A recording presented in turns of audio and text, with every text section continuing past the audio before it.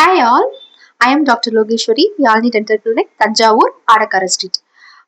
நாங்கள் தினமும் கிளினிக்ல இது ஒரு காமன் மிஸ்டேக் பேஷண்ட் சொல்றது என்ன அப்படின்னு பார்த்தோம் அப்படின்னா, சாக்லேட் சாப்பிட அடம் பிடிக்கிறான். சாக்லேட் வேணும் அப்படின்னு அடம் பிடிச்சாதான் ஸ்கூலுக்கு போவேன் அப்படின்ற மாதிரி சில பேரண்ட்ஸ் சொல்றாங்க. சாக்லேட் சாப்பிட்றதுனால மட்டும் பூச்சிப்பல் வருமா அப்படின்ற மாதிரி கேட்குறாங்க. சாக்லேட் சாப்பிட்றது தப்பு இல்லை. எவ்வளோ சாப்பிட்றோம், ஒரு நாளைக்கு எத்தனை முறை சாப்பிட்றோம், குவான்டிட்டி அண்ட் ஃப்ரீக்வன்சி இதை பொறுத்து தான் பூச்சிப்பல் வர சான்சஸ் இருக்கு. ஒரு சில பேஷண்ட் சாக்லேட் சாப்பிட மாட்டாங்க, ஆனால் அதுக்கு பதிலாக மில்க் இன்டேக் இருக்கும், பால். அதாவது நைட் டயத்தில் அம்மா பால் கொடுக்க வச்சுட்டு அப்படியே தூங்க வச்சுருவாங்க. சில பேஷண்ட்ஸ்லாம் பால் பாட்டிலில் வாயில் வச்சுட்டே குழந்தைங்க தூங்கிடுங்க. ஸோ அதெல்லாம் தப்பு. அப்படி இருந்ததுன்னா குழந்தைங்களுக்கு நர்சிங் பாட்டில் கேரிஸ் அப்படின்ற எங்கள் மெடிக்கல் டேர்மில் வரும். முன்பற்கள் ஃபுல்லா அரிச்சிரும். ஆனா பேஷண்ட்டுக்கு வலி இருக்காது. சில நேரத்துல பயங்கரமா பெயின் வரும். ஸோ இதை அவாய்ட் பண்ணணும் அப்படின்னா ப்ரஷிங் 2 times பண்ணணும். பால் கொடுக்குற மாதிரி இருந்தது அப்படின்னா பால் கொடுத்ததுக்கு அப்புறம் குழந்தைங்களுக்கு தண்ணி கொடுத்துருங்க. ஜூஸ் குடிக்கிறத விட தண்ணி அடிக்கடி எது சாப்பிட்டாலும் தண்ணி குடிக்கிற அந்த இன்டேக் கொடுத்துட்டீங்க அப்படின்னாவே, அந்த பழக்கத்தை அதிகப்படுத்திட்டீங்கன்னாவே பூச்சிப்பல் மோஸ்ட்லி வரதுக்கு வாய்ப்பு குறைவு.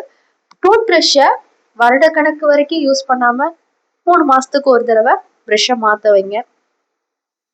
குழந்தை எங்க ப்ரஷ்ஷே பண்ண மாட்டேங்கிறான், அடம் பிடிக்கிறான், காலைல பெட்ல இருந்து எந்திரிக்க வைக்கிறதுக்கே பெரும் இதா இருக்கு, போராட்டமா இருக்கு அப்படின்னு நிறைய பேரண்ட்ஸ் என்கிட்ட சொல்லிட்டே இருக்காங்க. இதுக்கூட முடிவு எனக்கு என்னன்னு பார்த்தோம் அப்படின்னா, பேரண்ட்ஸ் நம்ம ஃபர்ஸ்ட் ப்ரஷ் பண்ணணும். இதுதான் என்னோட மாற்றமா நான் சொல்றேன். இப்போ குழந்தைகிட்ட நம்ம சொல்லக்கூடாது, நீ ப்ரஷ் பண்ணு, நீ இப்படி சாப்பிடாத, நீ இது ஃபோன் பார்க்காத, ரீல் பார்க்காத அப்படின்னு சொல்றதை விட, நம்ம குழந்தைக்கு முன்னாடி நம்ம என்ன பண்றோமோ அது குழந்தை நம்ம கிட்ட பண்ணும். இதுதான் ஃபேக்ட் அண்ட் ரியாலிட்டி.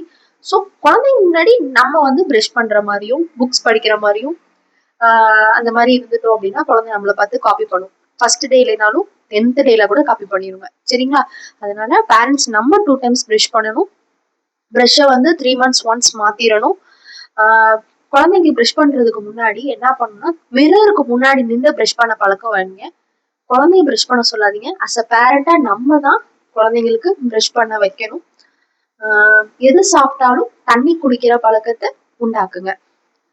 அப்புறம் பல் வலிச்சா மட்டும் டென்டிஸ்ட் கிட்ட போலாம் அப்படிங்கிற இதை மாத்திருங்க.